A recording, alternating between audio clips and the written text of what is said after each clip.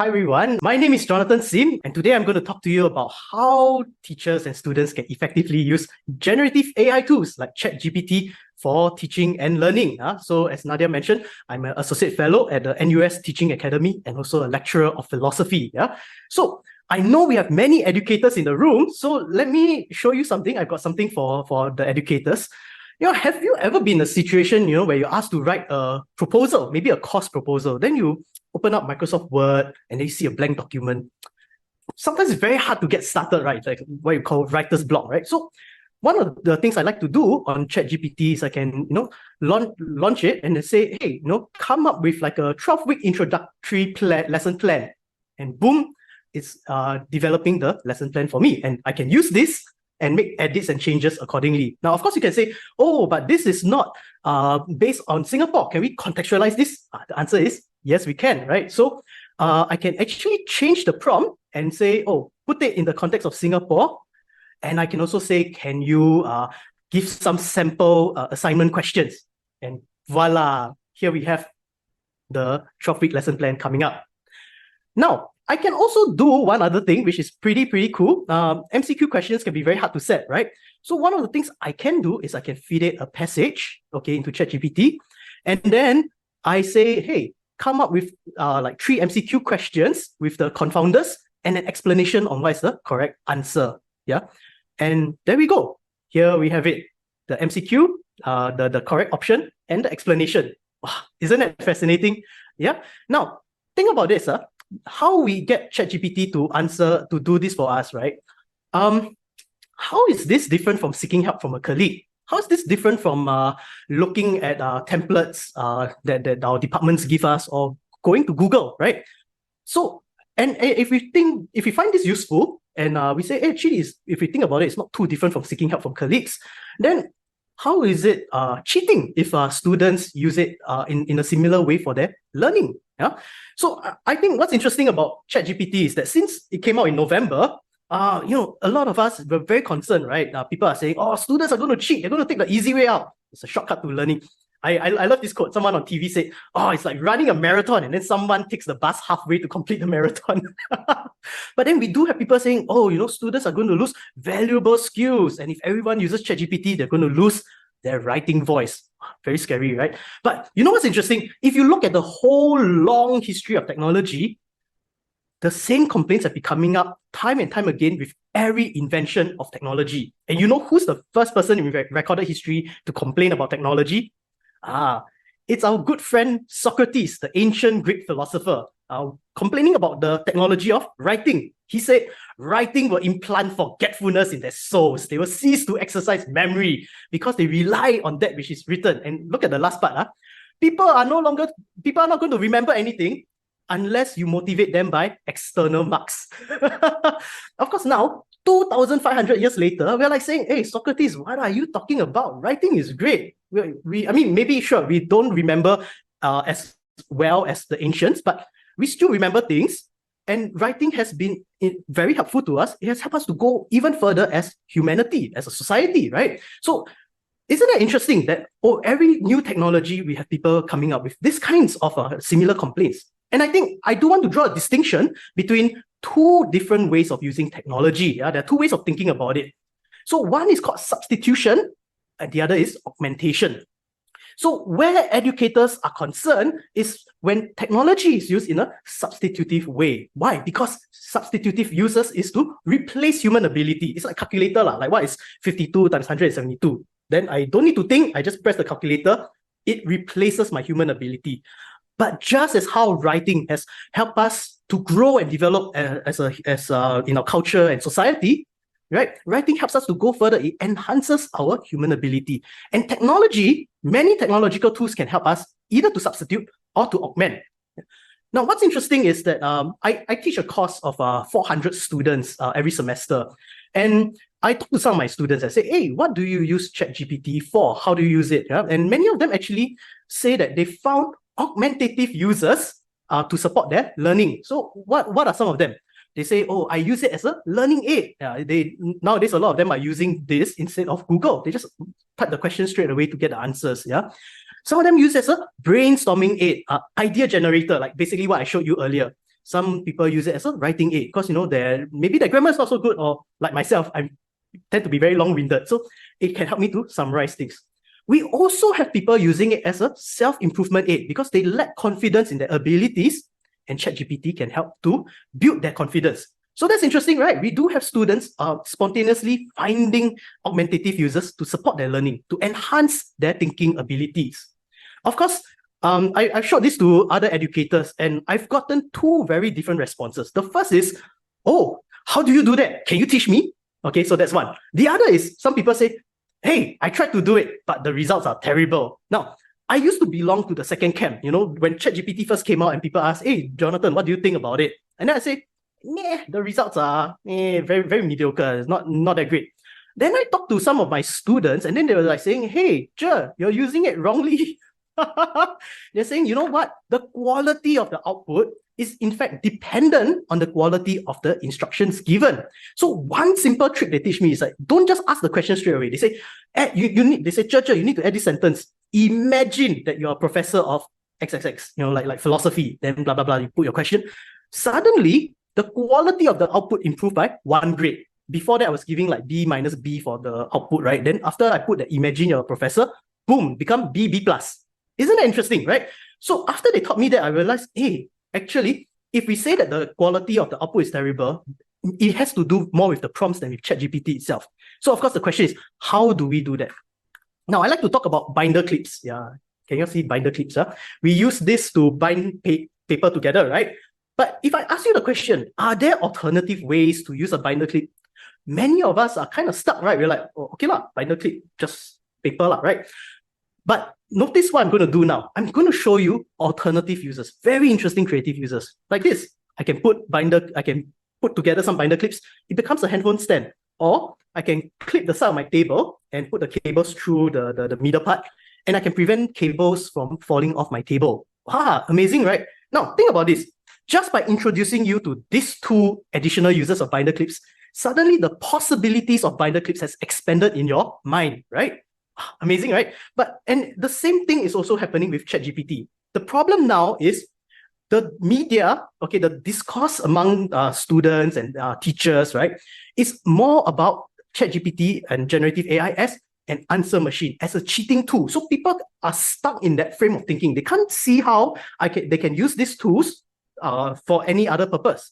So what I want to do is to show you a few examples to expand the possibility space in your mind, right? So just like I said, students found ways to aid their learning, right? So here's an example, right? If it's a very difficult subject, like theory of relativity, wow, can you explain it in a way a 12-year-old can understand? ChatGPT can do that. We can also say, okay, this is not ChatGPT, this is Google Bard. Google Bard has vision capability, so you can upload images. So I can upload this diagram of a brain, the anatomy of a brain, and say, can you explain how they're connected to each other? It can explain. Yeah. Another thing I can do is, let's say, neoliberalism. You don't know, I don't know. You can say, okay, imagine you're a professor who specializes in neoliberalism. Identify the most important 20% of this topic so that it'll help me to understand 80% of it. Wow. And then it just gives you a quick gist to get you started. Now, why is this very powerful? As an educator, and my colleagues and I, we are seeing this in NUS, right? A lot of students are very afraid to come forward to ask questions, right? Why? Because, they worry they ask a stupid question. So ChatGPT allows them to safely ask questions, and ChatGPT is very patient. No matter how many times the student say, I don't understand, it will try to explain to them. But what's interesting is this, if they encounter ChatGPT's explanation, it differs from what is taught by the teacher, they feel more confident to come forward and ask for help. And so I think this is really, really wonderful that students now find more, firstly, they have one more, something to turn to for help, but it gives them that confidence to ask questions as well. Now, here's something I do a lot, writing aid or to develop ideas. Say, for example, sometimes you have writer's block, right? And you don't know, like, should this point come first, this point come second or third, right? You just put them all in bullet points. You say, rewrite in a way that makes sense. Boom, it gives you a certain coherence to get started with. Then, of course, we start editing, right? I can also do this. I say, rewrite this in a compelling way. and it can help to restructure, rewrite and restructure in ways that I may not have thought of possible. Now, I can share with you how it has helped me last week. Last week, I was trying to write this paper and I was stuck, I have like 3 different ideas, but how do I string it together? And after going back and forth, like 10 times with ChatGPT, suddenly it came up with this one sentence. Beautiful. It's that one sentence that nicely links all 3 things together. And I was like, wow, isn't that great? And our students are using it in this way. Many of them, a good number, not everyone, right? Another, just like I said, build confidence in learning. Again, we have this. Let's say I can tell ChatGPT, I want to learn neoliberalism, right? Ask me some questions to test my knowledge. Okay, so it comes up with some questions and I try to answer question 1, right? And then it actually gives me feedback, say, okay, this is what you've said, good, but here's some other things that you're missing out. Right? So students can use this to build their confidence. Okay, now I do want to talk about why we as educators should embrace AI in our teaching and learning. Okay, the first one is this.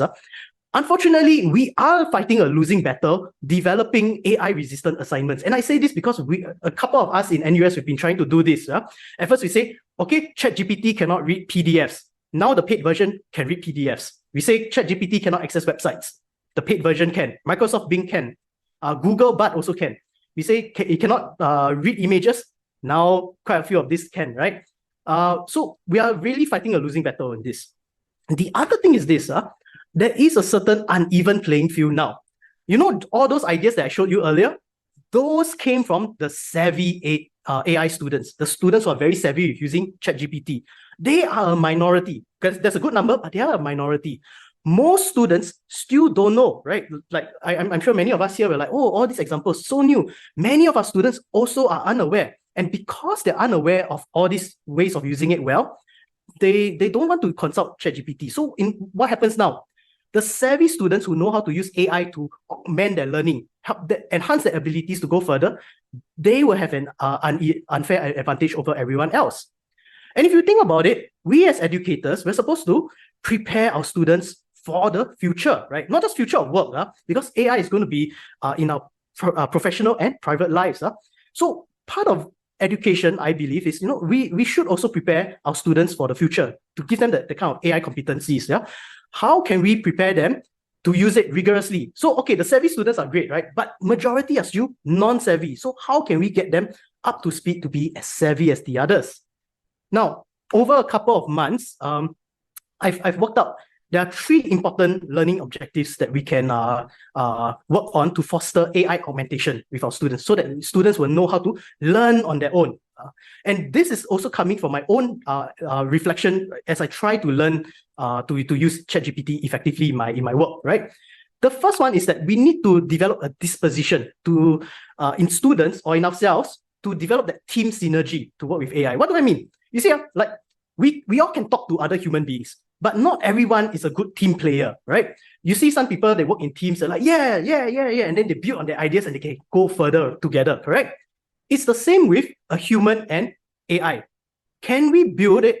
Can we develop that disposition so that they can work together to develop that synergy? That takes quite a bit of skill, right? Firstly, people are stuck with the idea of it as an answer generator, but also, and so we do need to come up with lessons to reframe their way of thinking. So one thing we can do, here's an example of one lesson that I did last semester. Basically, I framed ChatGPT as a consultative tool. That means at no point do they get ChatGPT to give them answers. They have to create their own work first. And throughout the class activity, they go to ChatGPT to ask for suggestions, for feedback, for ideas. In this way, they start to learn, okay, I need to do this back and forth with ChatGPT. And then they start to say, oh, I didn't know that there's this one other way of thinking, of working with the AI. Yeah. So that's the disposition that we can develop in them. Yeah. Get them comfortable and teach them how to use it in a consultative way. The second one is this, evaluative judgment, to evaluate AI output and to add value. Why? 2 reasons. The first is this, if you have a learner who's new to the subject, they won't know how to evaluate whether the answer is right or wrong, accurate or inaccurate. Okay. The other problem is this, yeah. Evaluative judgment, we also want students, you see, the problem with ChatGPT is many students see the answers and they say, oh, the answer looks very authoritative. So they switch off their brains, they're like, oh, okay, this is the answer, it's correct. So we want to inculcate in them how to have the healthy skepticism. Okay, the AI gives me an answer. How do I evaluate? How do I add value to it? So here's an example. Purple is the prompt that I wrote up, I give my students. So they come up with their own work and they add on to the prompt, right? And at the so the AI learns what they have done. And then after that, I say, suggest 3 criteria. So basically, in this step 2, the AI is basically giving them 3 suggestions, based on what they did earlier. Of course, a lot of students are going to say, oh, it's all perfect, it's all perfect. Then I say, I tell my students, hey, if you cannot find anything wrong or add value to what the AI tells you, then maybe you're easily replaceable by an AI. Then some of my students, they start panicking. Then they start thinking. After a while, they start to realize, actually, the 3 suggestions, not all are perfect. This one maybe can apply to some context, not to all, not to others, and so on. And then they start to realize, oh, I cannot take it for granted. Just because the computer can give me an answer doesn't mean it's the right answer or the best answer. So there are activities like this that we can do to cultivate this kind of questioning, this kind of evaluative judgment. The third one is this, prompt engineering. As I said, just now, right, my students taught me that the quality of the output is dependent on the quality of the instructions. So we do need to, we can teach our students to do better, right? So here's an example. I challenge my students. I say, in your groups, get the AI, get ChatGPT to generate a presentation pitch that requires minimal editing, and you can use this prompt as your base. So imagine that you are setting in context. You need to then give it the task and the requirements. Then you can add other instructions, and basically they feed it the information that it's supposed to talk about. Now, then I say, look at the output. What is missing in the output? And then you can add it into your prompt, okay? So then the more they do, the more they realize, oh, actually, I forgot to think about this thing to add into my instruction, into my prompt. Now, this sounds easy, but it's actually quite a big challenge. And in fact, I have an anecdote to tell you. Last semester, there was one class, one group, five students. 4 of them are social science majors. One of them is a literature major. Now, you know what's interesting? The 4 social science majors actually struggled to edit this prompt to get the ChatGPT to produce what they want. The literature major, because of her training, she was able to articulate her requirements more precisely. And that was very, very powerful because she was the only one in the group to be able to command ChatGPT to get the results that the group wanted. And she felt so hopeful for her future. Like, wow, I didn't know my language skills can be so powerful in using AI. So that's something for us to think about. Now, I know for the people in the room, here's the art of group prompting. Imagine that you are. So we give the AI the role, the setting, the context. Then we tell it, you will need to. Then we give it the task. Tell it what to do. Tell it what not to do. We can also add other instructions like, don't do this. You need to zoom in on this other thing and all that. If you can, the last point, we can also add samples of how the output should look like. And ChatGPT can learn all this to be able to produce a better quality output. As you can see, prompts don't have to be 1 sentence long. It can even be 1 paragraph, 2 paragraph. Now, here's the other thing.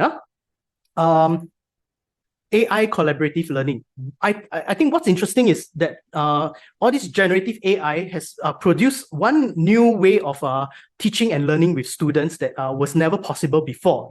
We can get students to learn together with these kinds of AI tools. So what can we do? We can design prompts to instruct ChatGPT to basically interact with the students to help them refine their soft skills, soft skills like expression, questioning, argumentation, or how to develop objections.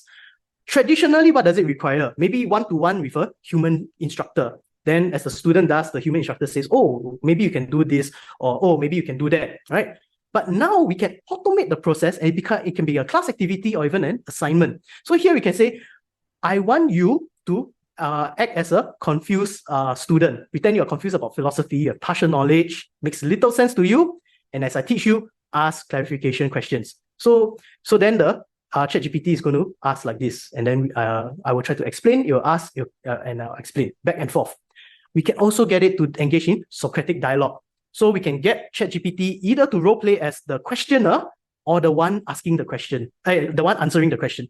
Now, you know what's good about this? If the AI is the one answering the question, then the student is learning how to ask questions, how to ask better questions. Yeah. I'm working with some dentists on this. How do we develop learning activities to help dental students? So one of the difficulties that people in medicine and dentistry face is sometimes they're too used to all the technical jargon, and patients don't always understand technical jargon, right? So we can get ChatGPT to role play as a patient who doesn't understand all this scientific stuff, to train our medical and dental students to explain in terms that laymen can understand. Yeah. So like you can look here. Wow, then I say something very sciencey, right? Then the AI can say, "Oh, I don't understand. What do you mean by this? Is there something wrong?" So it helps them to develop the necessary empathy for the patient, and start to understand. Oh, okay, I need to be more careful of how I communicate with my patients. Yeah. Now, one more example. I'm very excited about this because I'm rolling this out in 3 weeks' time. I'm training the AI to be Confucius GPT. So basically, I can feed ChatGPT with a lot of information about Confucius, and I want my students to talk to it and basically decide, is what the AI is saying, is this what Confucius himself would have said? Now, here I'm taking a weakness of ChatGPT and turning it into an opportunity for learning. And what is it? Is this that generative AI tools are prone to what we call hallucination. That means it will come up with a fake answer, but it will say it so authoritatively, right? So I want my students to be able to discern, is this answer actually what Confucius would have said? And it will say something sounds pretty plausible. So that's a good way to teach the students how to evaluate and critique. Yeah. Now, if you are going to do this kind of collaborative stuff, I have some tips for you. Number one, do not grade based on whether the AI says, "Thank you very much, I understand." Okay, because why? This kind of models can randomly give students a hard time or an easy time. So it's better that we grade based on deliverables. Did the student explain this? Did the student say this? And blah blah blah, A B C D E, right? Were these things covered? And I know some teachers will say, "Hey, but what if a student cheats by using ChatGPT to answer ChatGPT?" That is possible, right? But I will say this, the way this kind of language models, the technology is set up, it will tend to give very average answers. The so-called outstanding A+ type of answers are considered anomalous, so they will not come out. So if a student is somehow able to prompt the second AI to come out with fantastic answers, then it does tell you that the student has put in quite a lot of effort to get the other AI to give a good answer. So if it's me, I'm like, okay, that's good. That shows you that the student knows how to use the tool very, very well. Yeah. Of course, I know there's concerns about cheating and all that. So here is something I have for you, which is how to create a conducive environment for learning with generative AI tools. I think the most important thing is this: we let them do the work, and we say, okay, we let you consult AI tools, and if you do use it, cite them the way you would cite your Google search results or Wikipedia, right? But the most important is point 3: include an appendix of the conversations that you have with the AI. Why is this important? Because if they say, "I use ChatGPT," they can use it in a substitutive way, right? Take shortcuts. They can also use it in a way that augments their learning, right? To help them think better, help develop their ideas or write better, right? So we don't know which of them they're using unless we look at the conversation ourselves. One of the benefits of doing this is, especially if you have 1 or 2 very savvy students, looking at the appendix will help us to learn best practices, better ways of prompting the AI as well. So we can learn from our students as our students learn from us.